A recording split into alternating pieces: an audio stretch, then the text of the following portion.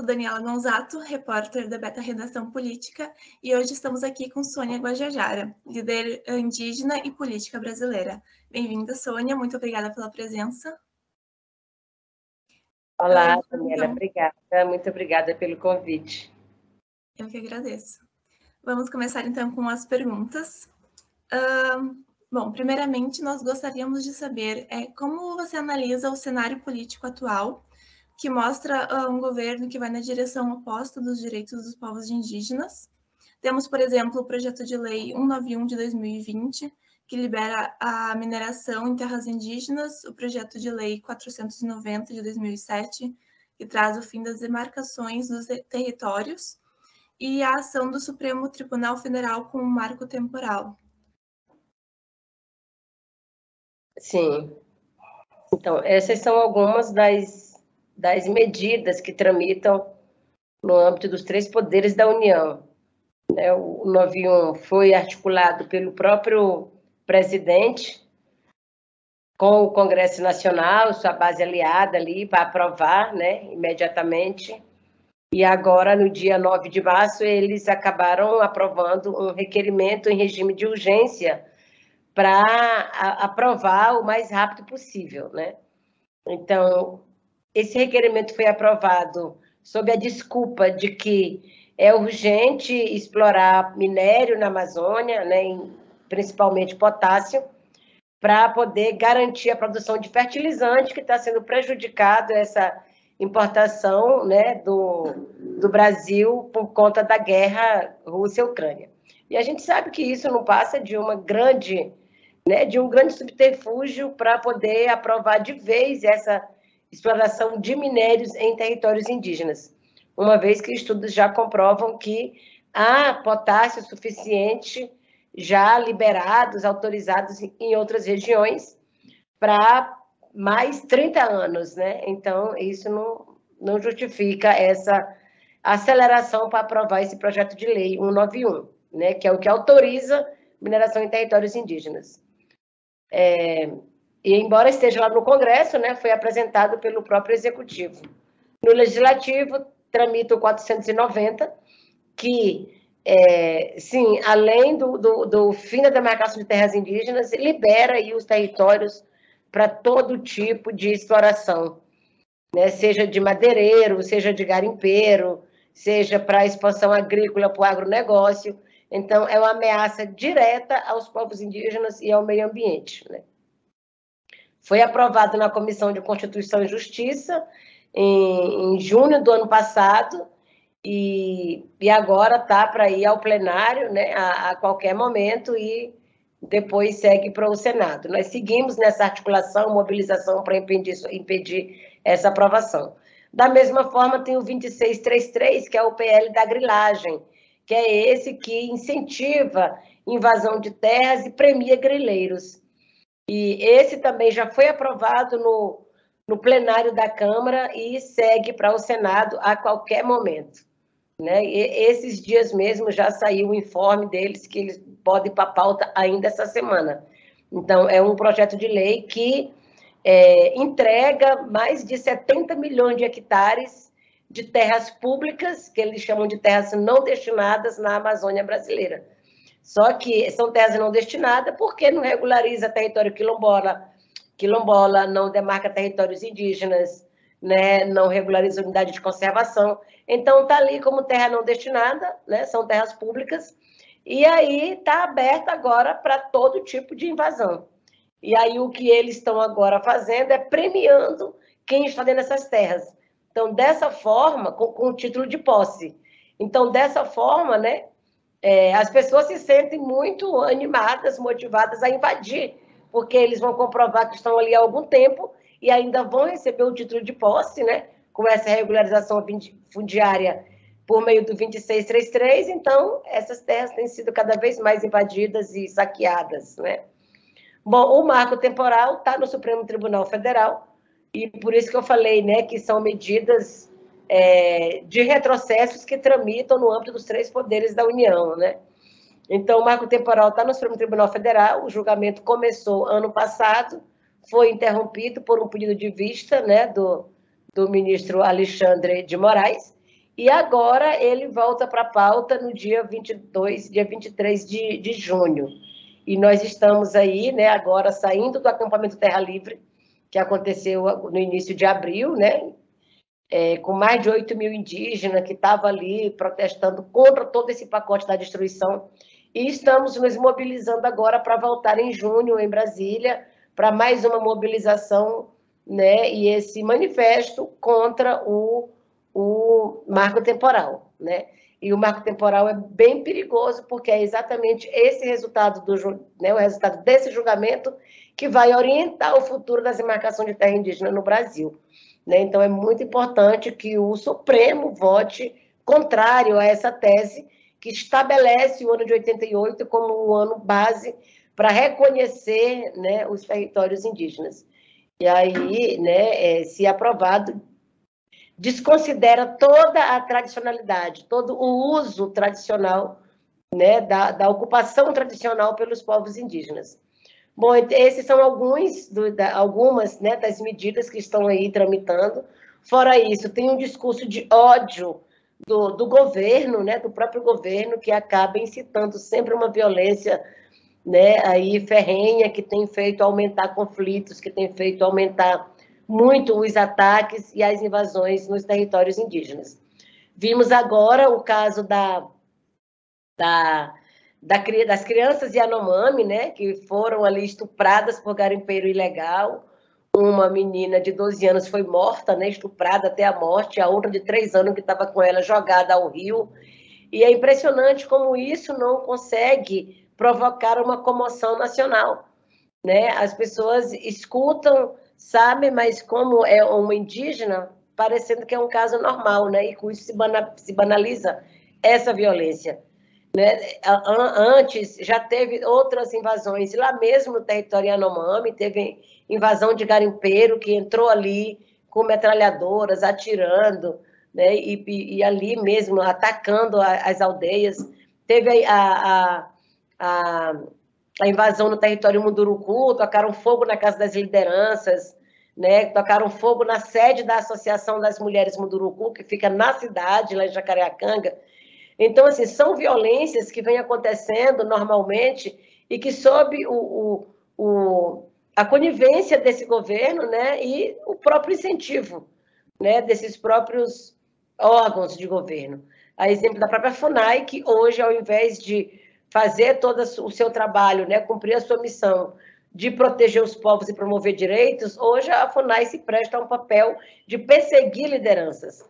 Então, é um momento muito perigoso, é um momento que não só retrocede, mas que também está incentivando essa violência, né, e esses assassinatos. Como é um ano eleitoral, um ano aí, né, que, de novo, vem aí essa disputa, isso tende a se acirrar ainda mais. Né? Essas medidas tendem a se acelerar para ser aprovadas ainda nessa legislatura, né, no Congresso Nacional. A disputa eleitoral segue aí polarizando, né, polarizada, e aí a gente fica nesse meio aí, desse bombardeio, né, onde vem tiro, vem bomba de tudo quanto é lado. E nós estamos agora com essa posição da PIB, né, de lançar uma bancada indígena também para essa disputa eleitoral em 2022, como uma forma de aumentar essa representatividade, né, nesse espaço da Assembleia Legislativa, do Congresso Nacional, e a gente ter essa voz, né, ali mais forte, fazendo eco. A deputada Joênia, que já está lá, né, é a única mulher, mas que tem feito indígena, mas que tem feito uma grande diferença já ali no Congresso, e agora a gente quer amplificar essa voz, né, para proteger direitos e, claro, né, proteger a nossa vida. Inclusive, essa daí já entra na minha segunda pergunta, que seria, você é filiada ao Partido Socialismo e Liberdade, PSOL, e já concorreu também junto com Guilherme Boulos, em 2018, à presidência da República. Neste ano, foi anunciada a sua pré-candidatura a deputada federal pelo estado de São Paulo. Quais são os seus objetivos na política em longo prazo, já pensando em tudo isso que foi comentado ali na primeira questão? Hoje é muito difícil pensar a longo prazo, né? Hoje nós temos que cuidar hoje, pelo menos para garantir que a gente tenha eleições. Eu acho que o momento é bem tenso até, né? Esse governo e todos os seus aliados, essa base bolsonarista pregando o conservadorismo, né? Um autoritarismo, querendo aí acabar com os poderes, né? Com o Supremo Tribunal Federal, nesse último 1º de maio, né, um ato chamado para protestar contra o Supremo Tribunal Federal, né, o que é totalmente assim inaceitável. Então, é um presidente que fala que, bom, teve esse caso agora, né, do deputado, né, Daniel, quando o Supremo dá uma decisão, ele tem poder para isso, o Executivo vem com uma outra posição ali contrária, né, ameaçando também e contrário ao caso o Supremo vote a favor, aliás, contra o marco temporal, né, ele não vai aceitar essa decisão, vai também impor. Então, você vê aí que tem um cheirinho de ditadura, né, nessas reações do Executivo. Então, assim, o momento é tenso, não é um momento tranquilo. Então, é pensar hoje, né, claro, candidaturas que possam estar preocupado também com esse fortalecimento da democracia, né? E nós indígenas estamos nessa também pensando isso, né? Afinal de contas, a gente tem demonstrado muito como se fazer essa democracia com participação, né? Com toda essa dinâmica da diversidade. Então, nós estamos muito preocupados e querendo também entrar nessa disputa, né, para ter representação indígena, para proteger o meio ambiente, né, para defender a Mãe Terra, proteger nossos direitos, mas também é uma luta democrática, né, assim, onde a gente traz esse viés também para o nosso campo, né? E essa articulação com outros movimentos sociais, essa articulação com entidades e partidos desse campo democrático, né? A gente está ali junto também, fortalecendo a nossa participação. E aí, é claro, com a nossa presença ali no Congresso Nacional, na Assembleia Legislativa, a gente quer ampliar cada vez mais, aumentar essa presença indígena, né? Porque, afinal de contas, já são 5 séculos, né? E não é mais possível aceitar, né, a construção de um projeto político de país, né, as decisões no país sem a nossa participação. Então, hoje é isso, né, é aumentar essa voz, aumentar essa presença indígena para que a terra tenha uma voz forte, legítima ali também nas tomadas de decisões. Então, a terceira pergunta seria, esteve sendo bastante comentado agora nos últimos dias e últimos meses também, dos jovens de 16 a 17 anos tirarem o título de eleitor para poderem votar neste ano. Como isso chegou nas comunidades indígenas? Há uma grande parcela de adesão desses jovens também? Nós mesmos estamos fazendo esse trabalho, né, de orientar, de conscientizar, de falar da importância, né? A Mídia Índia, que é essa rede de comunicadores indígenas, né, a voz dos povos indígenas, está fazendo esse trabalho também de incentivo, né, e de conscientização da juventude, porque, afinal de contas, para essa juventude votar, tem todo aí uma demonstração também de preocupação com o seu próprio futuro, né? Nós estamos aí hoje, né, incentivando, e acho que mais do que incentivar é isso, é você mostrar a importância dessa juventude votar correto, votar em pessoas que tenham comprometimento com a nossa causa indígena, com a causa ambiental, com direitos humanos, né? Então, nesse período, aumenta muito a quantidade de pessoas que chegam nas aldeias, que abordam, que assediam para querer candidaturas indígenas, para querer voto, né?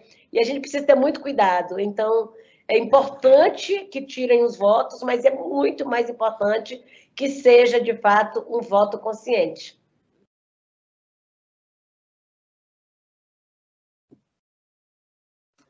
As redes sociais são uma maneira fácil de chegarmos mais perto das pessoas, né? E é perceptível sua presença bem forte e engajada nessas mídias. Qual sua estratégia para ser uma voz ativa e politizar por esse meio?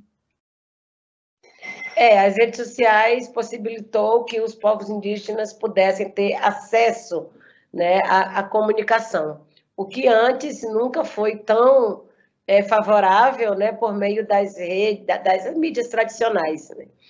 Então, esse advento da internet, né, essa amplificação né, nas aldeias, tem facilitado para a gente não só fazer essa demonstração da cultura, né, da nossa realidade, mas também de fazer as denúncias em tempo real. Então, nós temos utilizado mesmo da internet, das redes sociais, como um instrumento de luta, como um instrumento de denúncia. E nós procuramos aproveitar assim, o máximo para a gente fazer a boa comunicação, né? A gente sabe que também tem que ter esse cuidado, principalmente o WhatsApp, né? Que é uma rede que circula mais rápido. Porque por mais que a gente está falando que todo mundo tem acesso à internet, ainda não tem, né? Tem ainda uma falsa percepção de que todo mundo tem acesso à internet. Não, nas aldeias, por exemplo, na maioria das aldeias no norte, digamos assim, né? Na Amazônia, então, as pessoas têm acesso ao WhatsApp. O que pega nas aldeias é o WhatsApp, não pega as outras redes fácil, né? Então, não é exatamente um acesso à internet, né? Porque você fala, nossa, essa internet é você realmente poder ali ter tudo, né? Todas as redes à sua disposição. Então, mesmo o WhatsApp tem sido muito utilizado também para poder disseminar mentiras, né? Muitas fake news rolam, e se a pessoa tem acesso só ao WhatsApp e só olha isso, ele só vai acreditar naquilo que ele está lendo, né? No que está chegando para ele. Com a vacina, isso foi muito ruim, porque chegou muita mentira, chegou muita desinformação, e isso fez com que aumentasse uma resistência aí dos povos indígenas, né, contra a vacina. Nós temos que fazer todo um trabalho, né? Além da gente fazer um trabalho de pressionar o governo para destinar vacina para os povos indígenas, nós ainda tivemos que fazer todo um trabalho de desmanchar essas mentiras, né? Então, nós temos feito esse uso da internet de uma forma positiva, né? Para levar a informação correta, para poder desmentir todas essas coisas que chegam, né, com mais facilidade nas aldeias. E aí, as minhas redes eu uso como esse canal também, né? Muito esse canal, para poder levar a informação verdadeira, levar a nossa luta, principalmente, né, o que a gente vem fazendo, e tudo que está aí que retrocede direitos, né? Então, tem hora que parecendo que a página nem é minha, né? Ali na minha página do Instagram, parece que nem é minha, parece que é uma página de notícias só, porque tem mais coisas do que está acontecendo do que mesmo uma coisa minha, um posicionamento, alguma coisa que eu estou dizendo diretamente, né? É claro que sempre que tem alguma coisa que é mais urgente, que precisa de ter ali uma voz, eu vou lá e falo diretamente, me posiciono, né? Mas eu utilizo muito isso como esse canal de informação para os povos indígenas, né? E aí eu vejo também, eu recebo muita mensagem das pessoas que falam que todo dia olha a minha página logo cedo para saber o que está acontecendo, né? Ah, se a Sônia postou é porque tá correta, né? Tá verdade, é verdade. E aí algumas coisas saem até, eu demoro para postar, as pessoas me ligam para saber se é isso mesmo, se pode repostar de outro lugar, né? Então, assim, eu vejo isso com muito bons olhos, né? De poder hoje a gente ter acesso, assim, né? E de forma mais facilitada de receber as informações, né?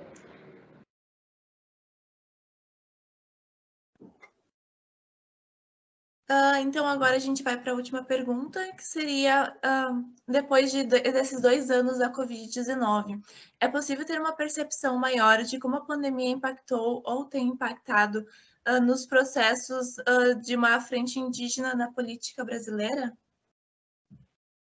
Olha, o impacto da pandemia foi desastroso, né? Para o Brasil, para o nosso povo, uma vez que nós tivemos mais de 1.000 indígenas que foram mortos aí, né, durante a pandemia, até onde a gente conseguiu contabilizar, porque chegou um momento que o próprio governo ficou omitindo dados, né?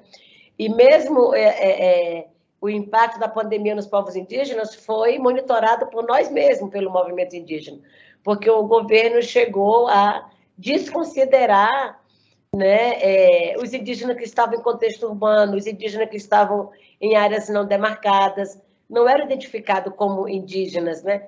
Então, nós tínhamos que fazer também todo esse trabalho mais amplo para trazer, tanto que os dados que eram apurados pelo comitê da PIB, né, de monitoramento da PIB, eram muito diferente dos dados da CESAI, que é quem estava fazendo aí esse levantamento, né, por parte do governo. E era um disparate assim, gigante entre, né, esses números. E aí isso mostrou que realmente houve muita omissão e, com certeza, uma subnotificação muito grande, né? Muito mais indígenas foram contaminados ou morreram, né, sem sequer ter sido notificados, né? Então, a gente acredita de 1.000 que a gente conseguiu, 1.100 que a gente conseguiu ali notificar, né? Isso pode ter sido o dobro. Então, eu estou falando dessa questão da mortalidade. Do ponto de vista de mobilização, a PIB conseguiu, né, nesse espaço aí de 2 anos, fortalecer muito o movimento indígena, né? Porque a gente teve que se organizar, a gente teve que se articular com outros atores, nacional e internacional, para fazer esse enfrentamento. Então, logo ali no começo da pandemia, que foi, né, declarada dia 13 de março, dia 11 de março, né, de 2020, e aí logo no final de abril a gente realizou o acampamento Terra Livre online, estava marcado para presencial, e aí a gente cancelou, e aí fizemos o acampamento online, e só naquele momento ali, né, nós tivemos mais de 3 milhões de acessos, de participação de pessoas acompanhando o ATL online, né?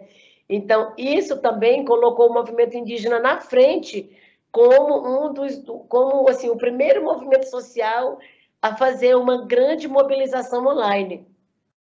A gente ocupou as redes sociais, né? E a gente falou já naquele dia, a nossa luta é para demarcar terras, mas também vamos agora demarcar telas.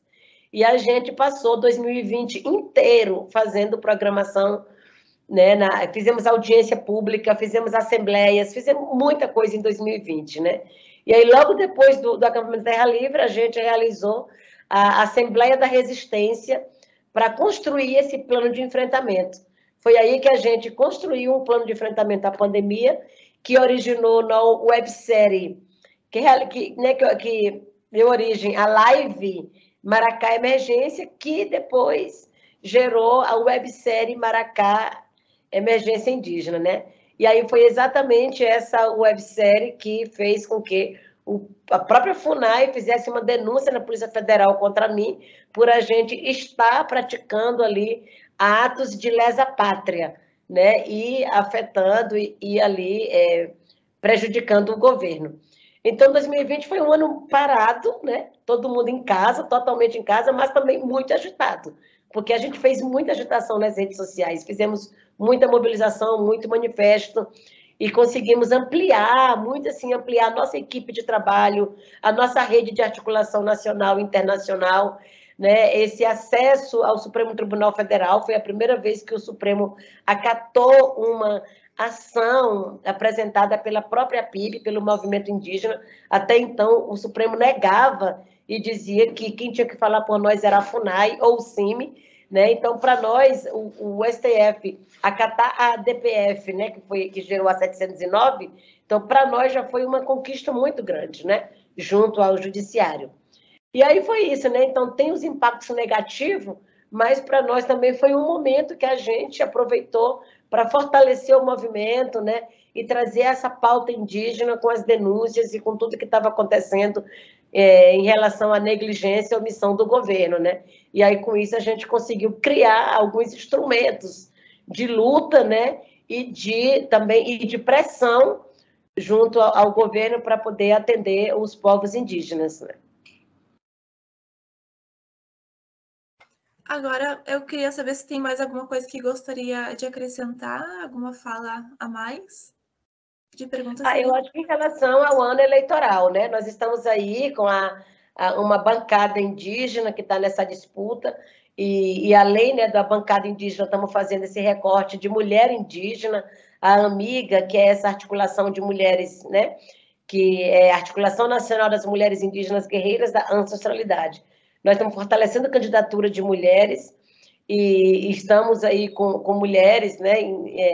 Célia Chacriabá em Minas Gerais, a Querechu em Santa Catarina, né, para federal, tem mais a Larissa Pancararu lá no DF, lá em Brasília, temos a Joênia, né, que volta lá para Roraima, e aí temos um tanto, né, umas 20 mulheres que estão aí no pleito para as assembleias legislativas, né, enquanto deputada estadual.